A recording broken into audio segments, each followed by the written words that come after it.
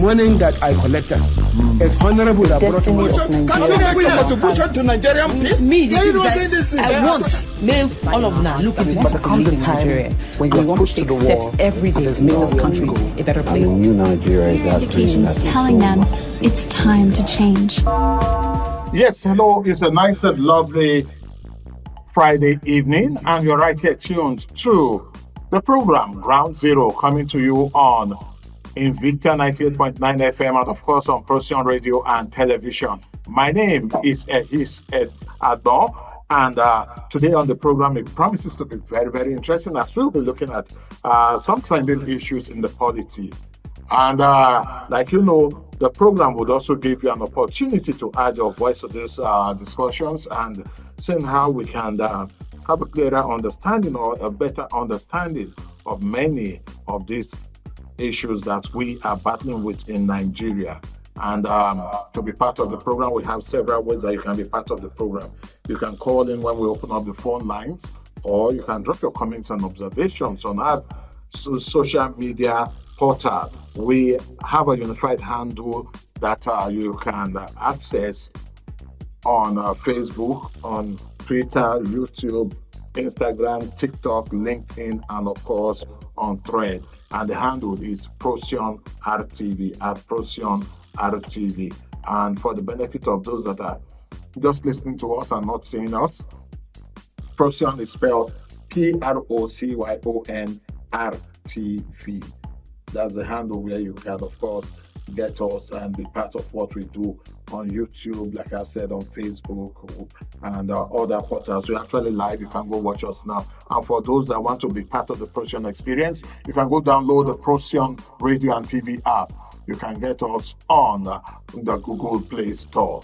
Today on the program, I have two guests in the studio already seated, and we will be analyzing some great things that I would say we need to talk about. I have Mike Odeh Akatu. He's a journalist and a media analyst. Mike, you're welcome to Ground Zero. Yes, thanks. Viewers and listeners, you're welcome. I also have with me in the studio Danjuma Abbas Dangwa. He is a good governance advocate. Danjuma, you're welcome to Ground Zero. I'm very much grateful to be here, and good evening to the listeners. Okay, and today on the program, we will be looking at Kaduna Bombing and matters arising. It's no longer news that on Sunday, this past Sunday, there was a bombing in Tudumbiri,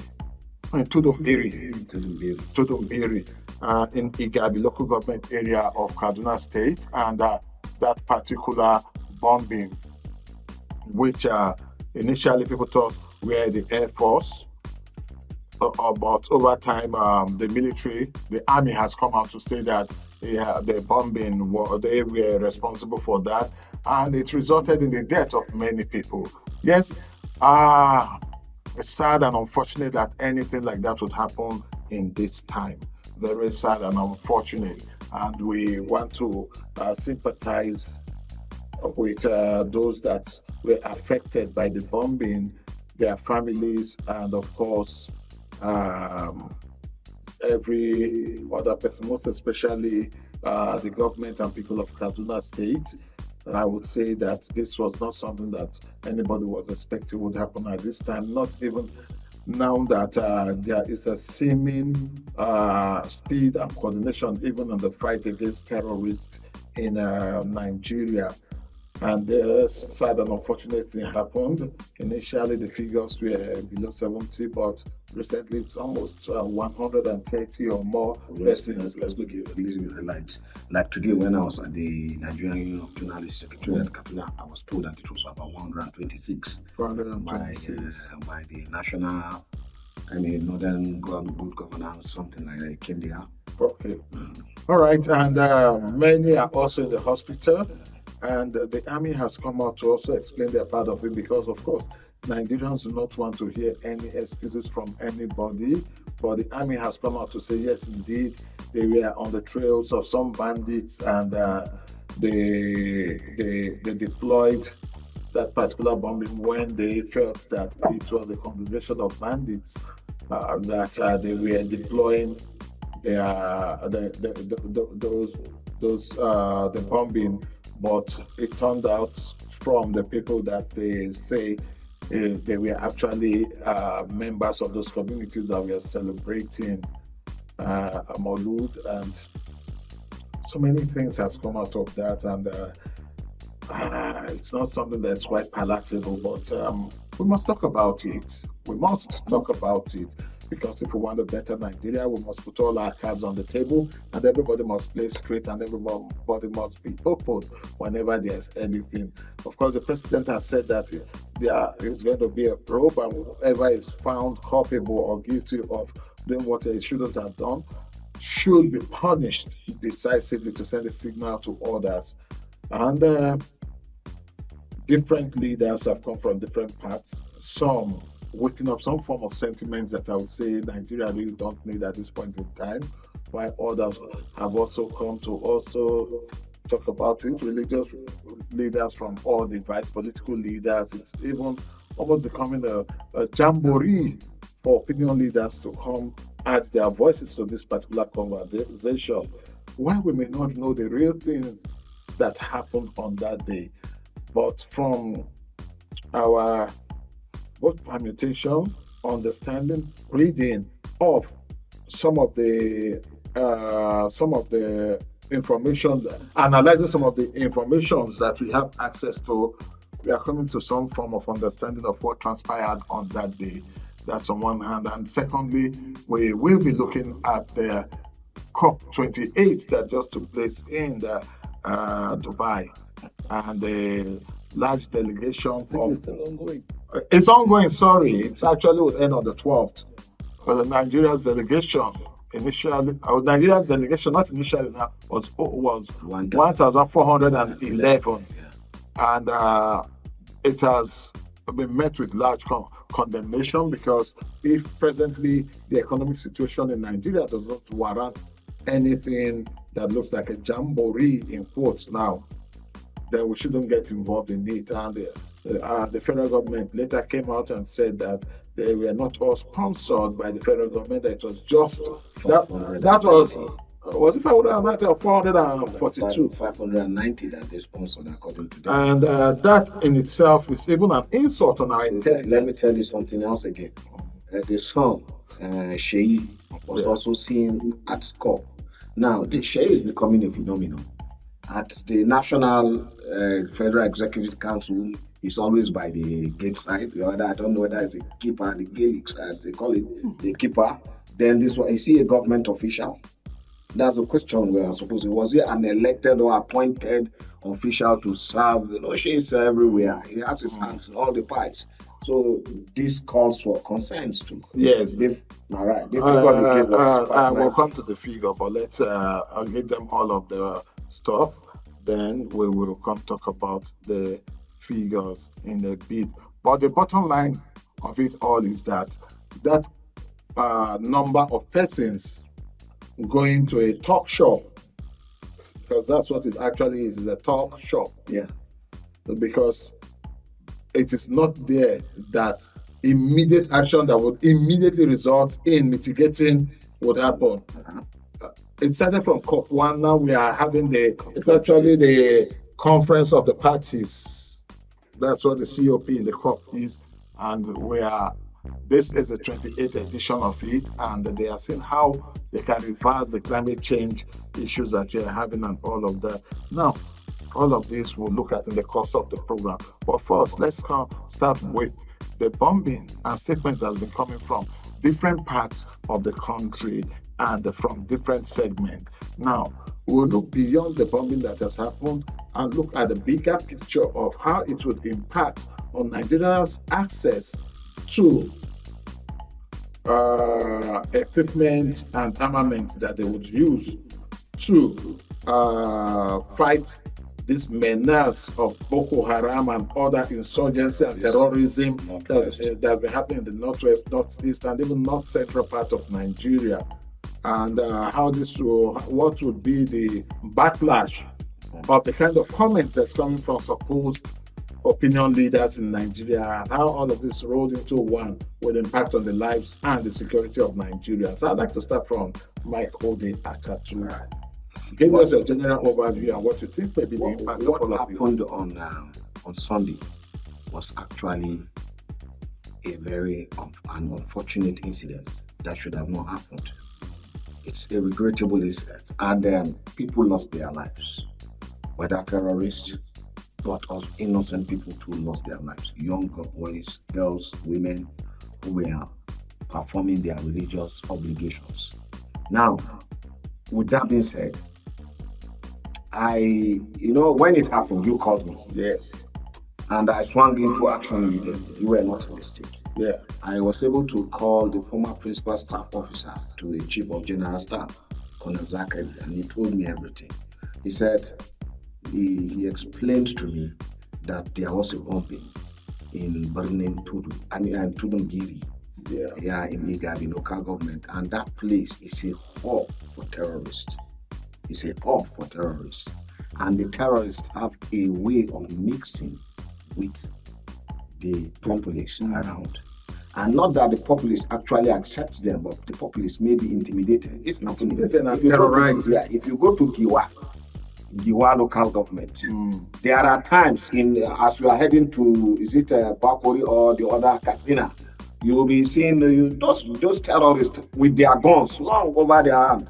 We're going to Bakose on the road. They will terrorize you. You dare not answer them. It happened in those days during the kidnap of the Greenfield University students around Kaswama, where everybody knows where those bandits are. They walk leisurely. In short, an imam was preaching against them. They went and met him in the house where we heard what you are saying. Next time you try that, we'll exterminate you. So, and probably these guys were around, and then the unmanned area vehicle got a lock on them. We don't know how, but there could be mishap, and it happened. And a lot of Nigerian citizens were killed.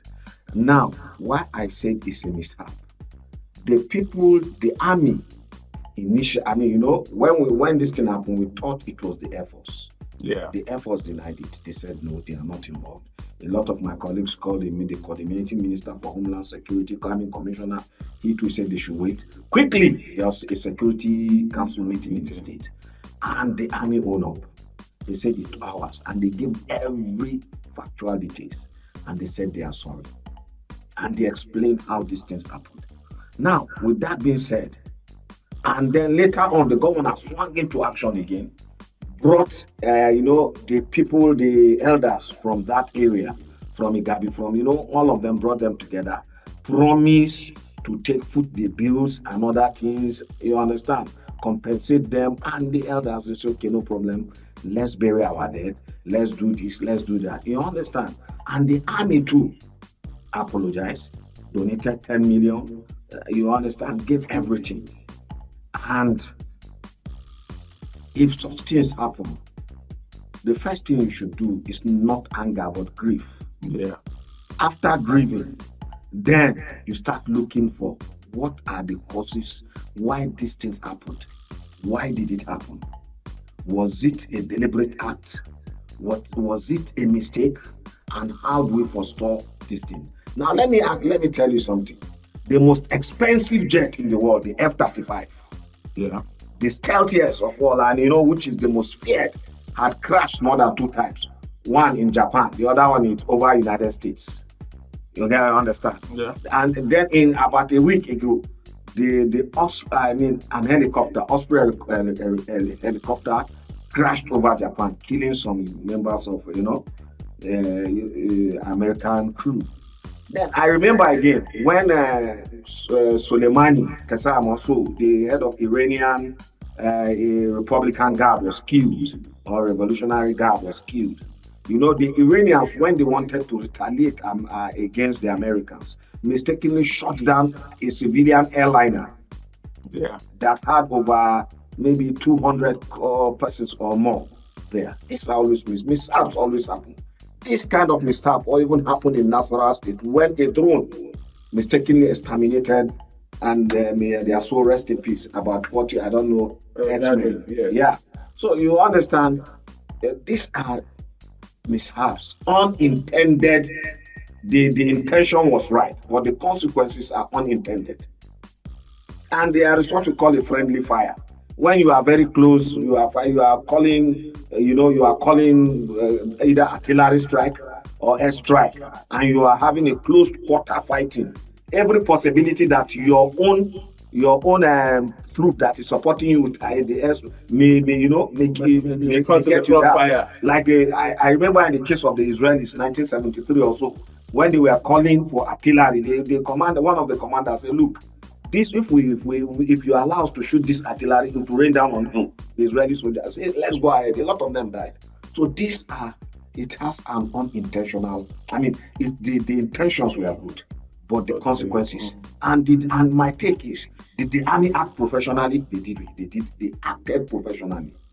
If they had not heeded the call that, look, there are bandits or terrorists operating within that area, and you allow those bandits to strike, there's a problem. You and I, we are. Might be more than what we are seeing. Now, every now and then, I get calls from Southern Kaduna that bandits have struck, and they will tell us that the army post is somewhere fighting just a few kilometers, and they did nothing.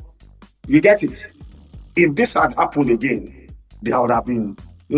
So the army swung into action to take these bandits out, and these unintended consequences. Now, Islamically and biblically, if you own up, especially in the case of murder, if you own up to the fact that, look, I did this thing, and I'm sorry, and I'm ready to pay compensation, they call it dia. And if the family accepts, okay, you bury and you do everything, the matter may go. But again, when you come to the military code of conduct, there must be an inquiry, or there must be query. What really happened, and how can it be mitigated? How can it be stopped? We started operating drones. Not many, a lot of us, even don't know much about these technologies. You understand? That means the military guys need training, more retraining, and also the civilians themselves too. They need to be very wary. Like in those days, in some areas, we're in Kaduna, by 8 people have gone to bed. When terrorism, you understand, they need to be cautious. And above all, we need to sympathize with the people that lost their lives. Then, the aspect that is bad is, all of a sudden, we begin to look at the bashing of the military, especially the army, which is very, very wrong. These are people, if you recall, few months ago or weeks ago, in the month of September, almost how many officers lost their life when they took what is his name? Dogo Gidi shot down an air force. I mean an helicopter. Are you getting it? These are people that are laying their lives down for us to sleep. You understand? Where we cannot go, they go. They die. They have families. They have wives, and they are dying. Whether you want it or not, where the forest, where these bandits and terrorists are stop us from going, they are going there to flush. And since the coming of this administration, and I never give kudos where it is not. They have been bombing, and we are seeing results. They have been doing so. Just this mistake. All of a sudden, people started coming in the name of North. Let's come to this, Danjuma, Abbas, Dangwa. You've heard from this other end, and I'd like to find out from you, first of all, the impression about all of this, then looking at the angle from the military claiming that they were after bandits coming all the way from Zamfara and tracked them to that point. I have a very tiny understanding of how drones work. Once drones is keyed on a person, either person, vehicle, or so once it's keyed there, the drone that's unmanned, once it locks in on that person, wherever you go to, it's on you. It's on you. I wouldn't know how smart their drones are. If those drones were smart drones, probably what the military say may be true, that they were on the trail of a particular person that now mixed into that particular. Well, that's for them. Maybe they will explain technology. I'll come to you now. The people on ground and what the military is doing. How or what do you think went wrong that we found ourselves in a situation like this? I think, firstly, the loss of lives. The loss of life of every Nigerian citizen ought to be a thing of concern for all of us. And the news report that women and children were part of the victims of this incident is actually one that is quite unfortunate. Yeah, very true. But notwithstanding, again, for this particular mission to be one that is that of an airstrike, and especially with the use of artificial intelligence, also goes on to, re-emphasize that we have ungoverned spaces, even in nearby metropolitan Kaduna. And there is every reason to resort to airstrikes when you know that the distance between troops to get to that place to engage, can be that delayed. Yeah. And you cannot say again that the people in Tudumbiri did not know about the infestation of bandits around their space. Most probably they were the ones that informed the army. There is no saying that they may not be aware of the infestation of bandits around their space. And that also brings us to the issues of ungoverned spaces. For these people, I want to consider the scenario that they may have been living in all these years or all the while. Because when you have a situation where law-abiding citizens, having bandits within their spaces, moving around freely with weapons, classified assault rifles, like this, AK-49 and what have you, around that space, you can then begin to consider the realities that we have now found ourselves, where citizens are being levied by terrorist groups. Yeah. They cannot go around their livelihoods without paying.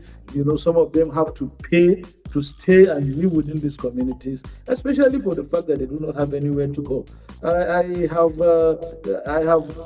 have reasons to also know about some spaces even within Dangwa where yes, bandits are passing by and the people will just stand still and watch them pass, and they go about doing their normal activities because they have gotten to the point where a killing has happened, abduction has happened, and they've gotten to the point that they have nowhere else to run to. And so when you have that kind of space, and then bandits make a home within such settlements, you can then understand that yes, some of these terrorist organizations continue to have human shield around them to protect them from every kind of military onslaught. And if that is the situation we have seen in Tudumbiri, then yes, indeed there is a case for concern. And yes, before we even settle on who, on whether or not the military may have been right or wrong on this matter, let us also understand that in the past 8 years, Kaduna has been a hotbed of terrorist activities. Yeah.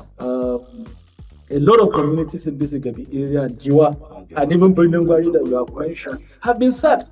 The main people or the citizens who live in these areas have all been sent packing, and then there are occupation of bandits. Of course, these people also have families. Bandits also have families, and when if Zamfara becomes too hot for them, and they have found a safe corridor from Zamfara, Katsina, up into Niger, they can move down to Kaduna at will. And if that is what the military has been tracking, yes, these things do come up, they do occur. But that the fact that the military had no option than an airstrike in such an area also tells you about the kind of terrain that these communities are and the level of underdevelopment that greets these people who are settlers, who are living within these settlements, and also how difficult it is for them to go about their livelihoods. If these things have been happening over time, I think it is now high time for us to also begin to consider the kind of framework of development and begin to identify excluded groups in whatever it is we are doing governance-wise. When this incident happened, my mind went straight back to what had happened in Borno sometime in 2017, in January. An IDP camp was hit.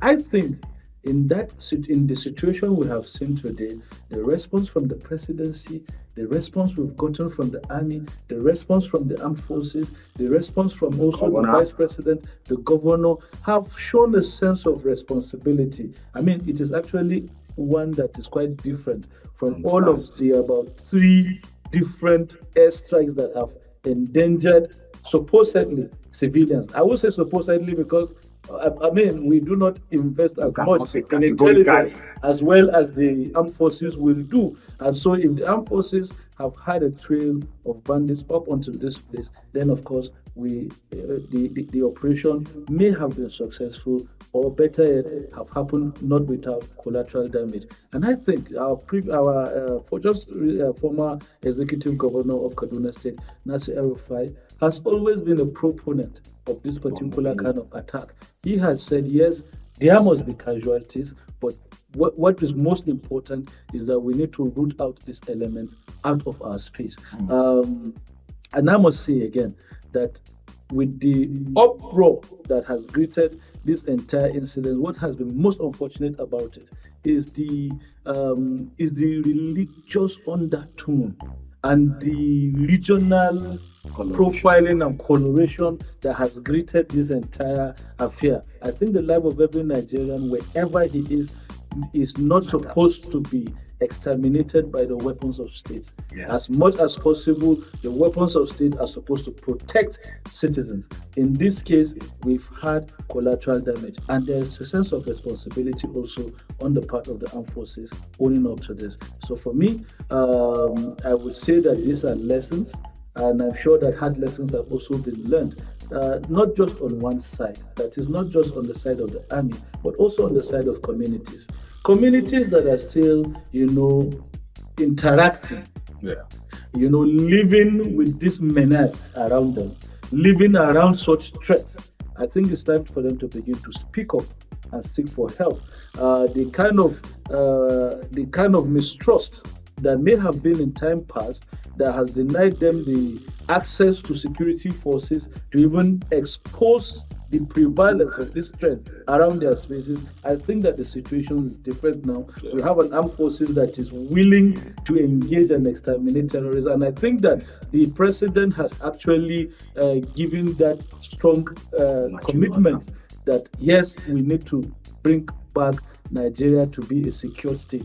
Remember again that the entire coloration around the kind of insecurity that we're witnessing, even right from 2016, has been said to be one that is being perpetrated by foreign actors. The Sultan of Sokoto, in a message sometime in 2016, admitted this.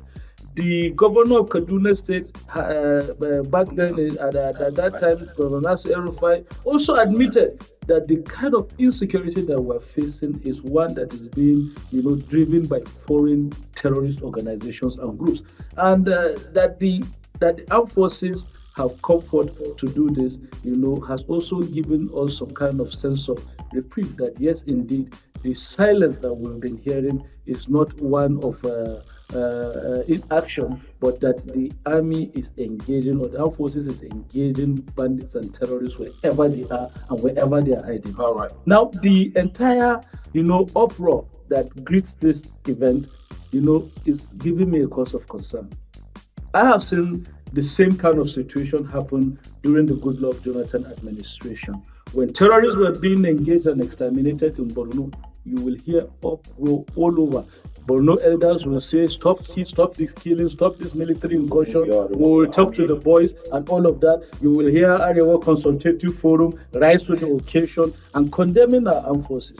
I think that for the fact that some of the kind of grave terrorist attacks and dangers that communities have witnessed over the years have begun to wane down is proof that things are beginning to take a better shape. Katsina is now having a breather, more than what it was 8 years ago, or better yet, under the past 8 years. Zamfara now, we no more hear about the killings that happen in Zamfara like they used to be. Sokoto, that had also begun to witness some level of threats over the past 2-3 years, have now begun to get calm. I will begin to say that while these issues of national security continue to persist, the Nigerian people must rally around their armed forces and provide them the needed support, because at the end of it all that we want is to have a safe space where Nigerians can go about their livelihood without any fear of intimidation whatsoever. It is already in the news that some of these communities are being levied by terrorist organizations who claim to now own up these spaces.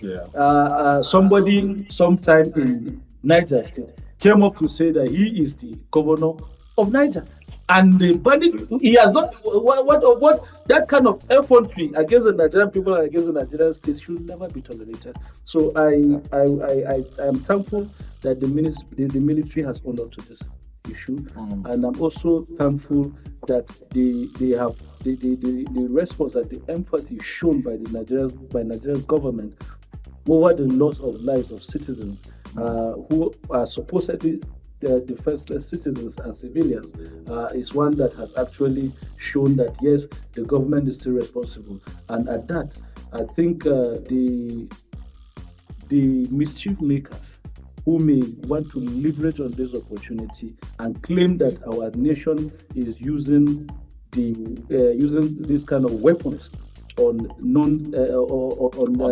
defenseless and unarmed innocent civilians should really begin to choke down this narration, because again, we have seen that allowing for this kind of conversation to happen has also been the kind of space where sponsors of this entire charade, have continued to enjoy their enterprise unharmed. And I think that at this point in time, the Attorney General of the Federation has confirmed to Nigerians that already there are people who have been suspected to be sponsors of this entire activity happening across Nigeria, and we must begin to bring them to book, because certainly they have the power to sponsor whatever kind of media propaganda, both local and foreign, to undermine our government. Luckily, just a few days ago, some sponsors of terrorists and Boko Haram were prosecuted. Just about 4 of them a few days ago. Now, at this point, because of want of time, maybe a sentence or two can answer this other one. I'll start with you. This call for the resignation or sacking of the defense minister and the COAS and the chief of defense staff. Like Dangwa said, few sentences. It's most unfortunate. It has an ethnic, religious connotation, and it is meant to intimidate the army and the military into not doing, so that these terrorists could do this thing. Now, let me tell you something. I'm not going to be rounding up. By the time, first of all, the president and commander-in-chief of the armed forces is Muslim. The vice president is a Muslim. The chief of army staff, Taurid Lagbaja, is a Muslim. Are you getting it? These are the people that have operational hold. You understand? So I don't think Muslims will be killing Muslims. Above all that, they are not Muslims, they are Nigerians. Nigerian soldiers will not be killing Nigerians. Are you getting it? Now, these people that are reading ethnic colorations into this, they are not patriotic. All right, I come to Danjuma. Well, for me, I would say that the national security organs of Nigeria should zero in on these individuals and really profile them to be sure that we are safe with their freedom and existence as within the space. Because certainly we have seen the ones who told the government at that time, don't engage these boys. We will talk to them. Until date, Boko Haram has metamorphosed to ISWAP. And they have still not been able to bring this madness to calmness. So it is indeed unpatriotic of them, and it is also quite certain that even within Nigeria we might fight people who are working against the state. We're already fighting. We're at war. All right. Already. The program is Ground Zero. I do not think we may be able to take the other topic because the time is fast. We'll also just close a few sentences. Was it necessary for Nigeria to have gone with such large delegation? It should have not been necessary, Mr. Ehis. And I'll tell you why. The government is claiming that it took about 590 Nigerians to a talk shop, which you and I can do here, at the cost of 880 million Nigerian naira. Then again, look at what I have. Now, a minister gets $900 per day as escort, and for the whole days it amounts to $11,700,000. A permanent secretary gets around $6,000, amounting to $7,800. Then the other officers collect within 1,000. Told us the amount was just too much. It was too much. I'll come to Dangwa. No, I'll come to Dangwa. No time. Was it necessary to have spent so much to take people to a talk show? I think what was most necessary is for Nigeria to have gone to COP27 with evidence of the implementation of commitments made from COP25, COP26, and COP27. Not to just go to COP28 as an observer, because already we have our issues at home to deal with. All right. We'll quickly take a message now. After that message, we'll start to take your calls. And the number to dial is 0809 799 1989 and 0809 4646 206. Let's take that message now. Are you seeking the truth about Nigeria? Look no further than Truth Nigeria, your reliable source for unbiased news and insightful analysis. Explore truthnigeria.com for the real stories that matters, from governance to international politics. Uncover the reality behind the headlines. Truth Nigerians, where facts meet clarity. Discover the truth about Nigeria today. Visit truthnigeria.com now. All right.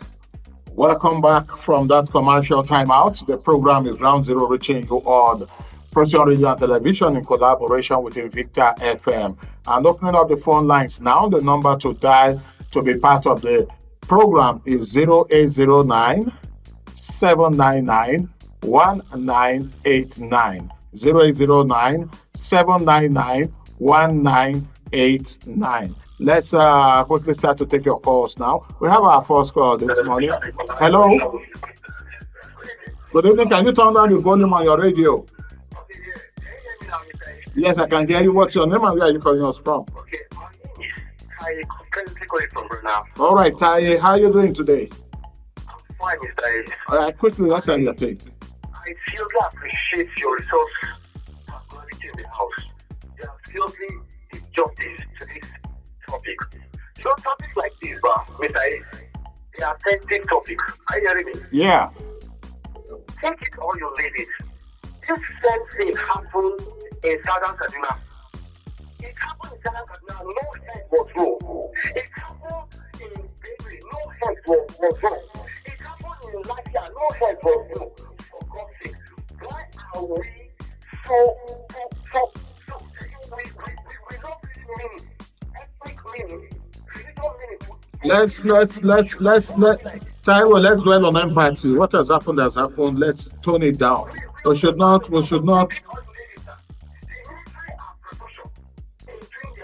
But they cannot be above mistake. They cannot be above mistake, Taiwo.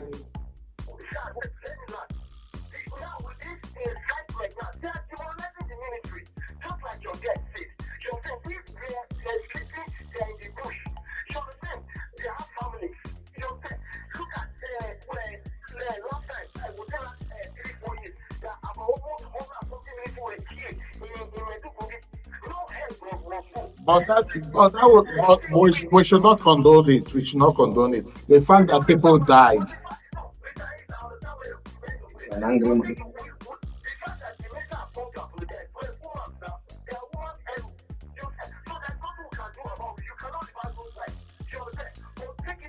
Okay, what's the way out now? What's the way out?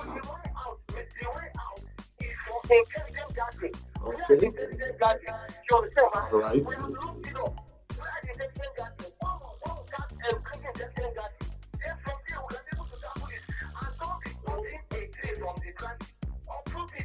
Right. Oh, you're not for sure that they're in government. Those are just allegations. Let's take another call, please. It's getting. Taiwo is very angry this evening. Taiwo, please, I do not want you to put me in trouble. That's why I have to let you go, Taiwo. Welcome, Comrade Gabriel. Yes, my name is Comrade Gabriel, one of the years to say that. Yes, just before you go on, I still want to apologize to Taiwo. I had to let you go. I wouldn't want to get into trouble with our regulators, Taiwo. I have to commend the Nigerian Army, the government, for first of all admitting that it is a mistake. I think that's the next one. And that has also calmed down the tension from all areas. We commend them and may the soul of those who are mistakenly killed rest in perfect peace. On the people that the president took to the outside country, and just as one of your address was trying to mention how much they ended in terms of monetary, you're very unfortunate. It is, as I'm speaking to you now, I have a record of 480 financial workers that died. And since 2002, on the sector of people is going to be 21 years, nobody say, or single couple say that they are wasting our money. It's just very unfortunate. And it is not even because of a leader, I would have gone blind. And I have to organize and place phone for me before I went for operation. So, what is the government doing to see that this dues and money reach all of us? We think we also heard about how a lot of Nigerians, even in the university, doctors are leaving this country because of non-payment of very good tariffs. So, you're going to avoid them. We pray that if the government is very serious, just as what happened, they would just make sure that this country comes out to life. And our problem today is also insurgencies and these others. And I'm just very sure this is the last governor from the is because of hunger, poverty, and unemployment. So if Nigerians are being enslaved, as well as our youth and all others, this I'm sure this is going to stop. So I commend your this and the studio for speaking truthfully and making sure that this issue is properly handled. The federal government of Nigeria. Thank you so very much, Comrade Gabriel, for stopping by this evening. 0809 799 1989. Goodness me, how did we get 330 missed calls? Wow. Hello, good evening, and welcome to Ground Zero. Hello, good evening, and welcome to Ground Zero. Let's take another call. Hello, good evening, and welcome to Ground Zero. Good evening, what's your name and where are you calling us from? All right, Kume. Thank you.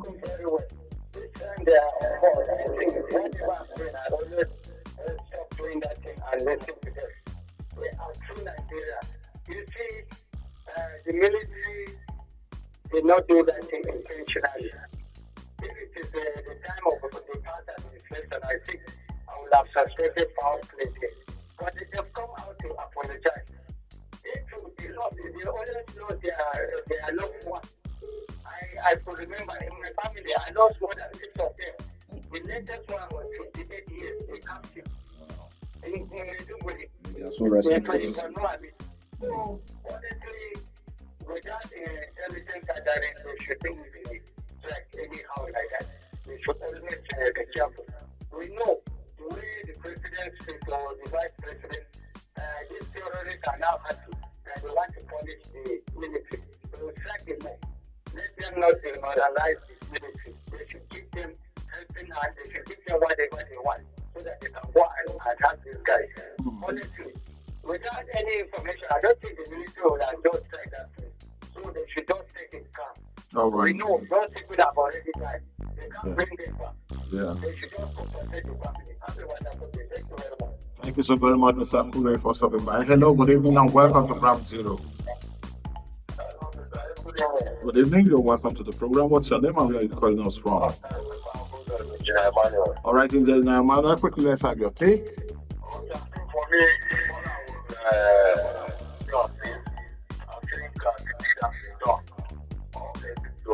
to prevent it so that it's not happen again.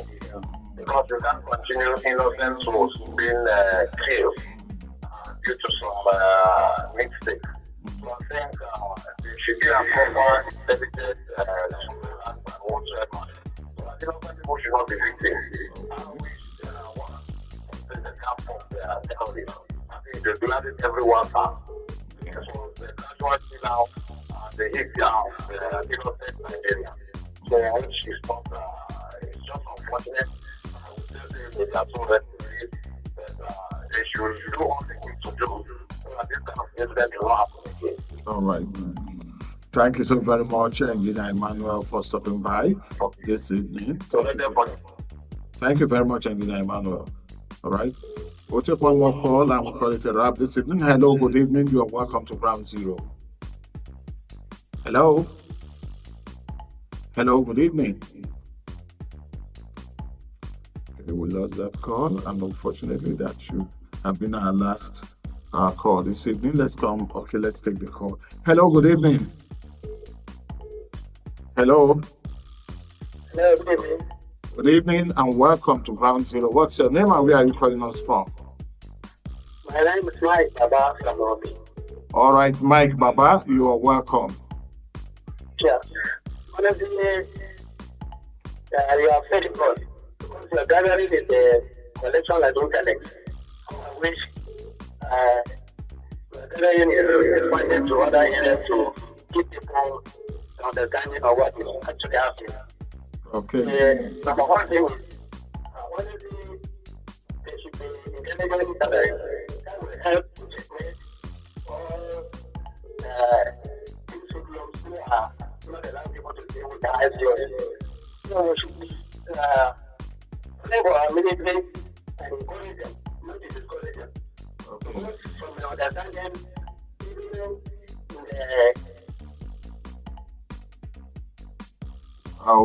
we lost him, and unfortunately, we're also calling the program a wrap.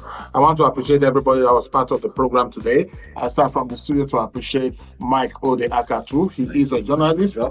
Thank you. And Danjuma Abbas Dangwa, a good governance advocate. Thank you. And not forgetting the team at Invicta. I want to sincerely appreciate the management and staff of Invicta FM for this partnership, and of course, to appreciate the family of DBO that's uplinking our audio to Invicta FM, and of course, to Wisdom Agulana that is receiving the audio uplinked from Nifemi Onidbiyo. And here at the Procyon Media Center, I want to appreciate Uchenna Ijegalu for managing the studio this evening, not forgetting Humphrey Iluore. He also did the lightings and studio arrangement. Of course, to Timothy Danjuma, our intern, he was wonderful today. Not forgetting Michael Praise, was in charge of uplinking the videos that you're watching on Procyon television today. My name is Ehis. I want to appreciate the production lead team, Sarah Agbon, and of course, also he said they are taking the time out today. And to also congratulate Pastor John Olo. Tomorrow is his wedding at